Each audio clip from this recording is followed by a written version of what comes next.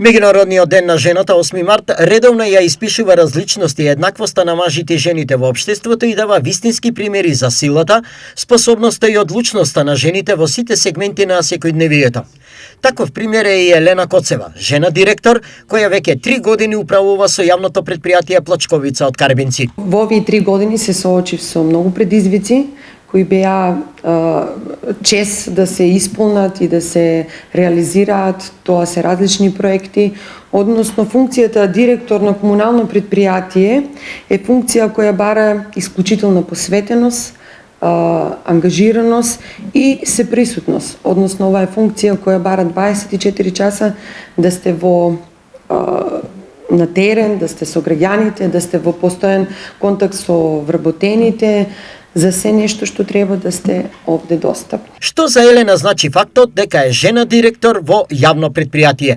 Па за мене ова значи освен предизвик и докажување дека во нашето општество постои рамноправност. Се фативме во костец со мажите и ова за мене беше предизвик да докажам јас како жена дека не постои машка и женска функција, дека и ние жените сме доволно достојни за да извршуваме една ваква функција и дека за било каква работа се важни квалитетите, се важни способностите и самите квалитети кои ги поседува една личност. Нема разлика дали е маж или жена. Работата на Елена е 24 часа на ден и таа во секоја прилика и во секое време треба да се најде на местото на работните проблеми. Во текот на овие 3 години ја користам приликата да и се заблагодарам на мојата фамилија, на семејството, на мојот сопруг и на моите 3 деца, кои што освен големата поддршка која што ја добивам од нив, тие се и најголемите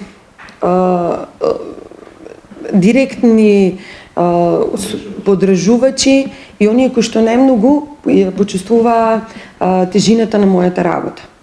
Во многу ситуации кога треба да бидеме дел од една семејна од еден семеен мозаик, дали ќе е слави или некои семејни празници, се случувало да морам да бидам отсутна, да морам да бидам на терен, да бидам со моите вработени, да бидам со граѓаните, за успешно и навремено да ги сервисираме проблемите кои што се случиле во тој момент. Дали работните задачи за неа се такви какви што ги очекувала? Пред да дојдам на оваа функција, бев свесна во што се впуштам, во што влегувам.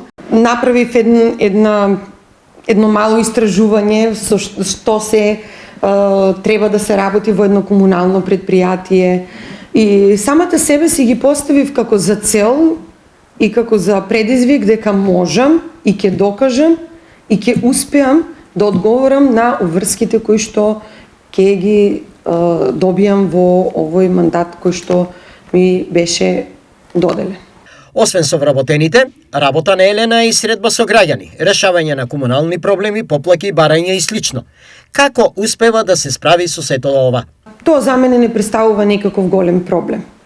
Јас искрено многу не ја сакам канцелариската работа. Повеќе претендирам да сум на терен, што значи дека елеганцијата и високите подпетици не се дел од оваа професија. Најчесто сум во лежерна гардероба, во ниски обувки и наутро до од прилика 9-10 часот ги завршувам овде канцелариските обврски и излегувам на терен. Кои се најголемите предизвици со кои се соочува вашето јавно предпријатие и како ги надминувате? Се соочува со дефицит на кадар, се соочува со недостаток на финансиски средства, но сето тоа ми дава мотив да се борам, да успеам во целата оваа приказна да ние како колектив, како тим, заедно ќе го спомнам градоначалникот, ќе ги спомнам вработените, колегите кои се мојата исто голема поддршка, па и жителите на општина Карбинци, заедно сите се трудиме да создадеме една убава животна средина, да ги сервисираме сите потреби на граѓаните од секаков тип, од водоводни проблеми, од канализациони проблеми, проблеми од секаков комунален тип. Како изгледаше вашиот пат до директорската позиција? Мојата природа и мојот темперамент постојано бараат нешто ново. Ова ми беше предизвик да се докажам, да седнам на оваа позиција и да им докажам на мажите, на посилниот пол, дека и ние жените можеме рамномерно и рамноправно да се бориме со нив.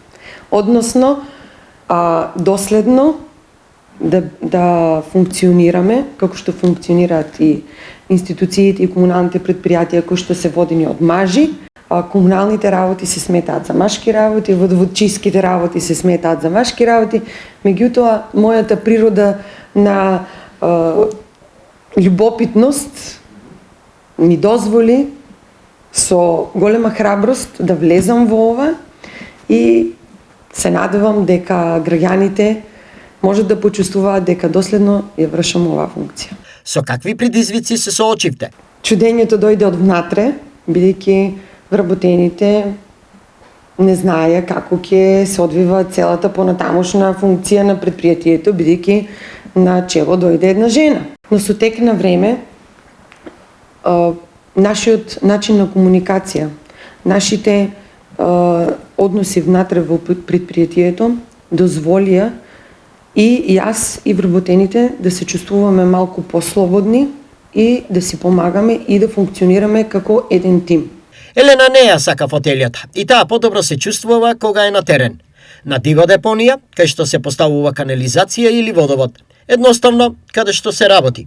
Нашиот работен ден го правиме на дневна основа. Најпрво започнуваме со една чаша чај, сите заедно. Овде, во тој дел се создава таа една добра комуникација, која што е помеѓу нас. И некаде од прилика до 9 часот ги завршувам моите канцелариски обврски со добавувачи, со колеги и во околу 9 часот веќе сум на терен, оному каде што имат екипата од комуналното предпријатие и сум во постојана комуникација со граѓаните за да можеме што побрзо и што полесно да ги решиме проблемите со кои што се соочуваме заеднички. Примерот со Елена е типичен дека машка и женска работа не постојат. Јас сум жив доказ дека и ние жените можеме рамноправно да се бориме со машките работи и затоа не мислам дека постои машка и женска работа. Денес е 8 март и вообичаено е да се испрати порака. Која е пораката на оваа успешна жена? Па мојата порака до сите припаднички на понежниот пол е да веруваат во себе, да веруваат во своите квалитети, да веруваат во се она што сакаат да го постигнат во животот. Ние, самата женска природа, ни дозволува да бидеме похрабри, поиздржливи и ќе се согласите дека сме малку поборбени од мажите.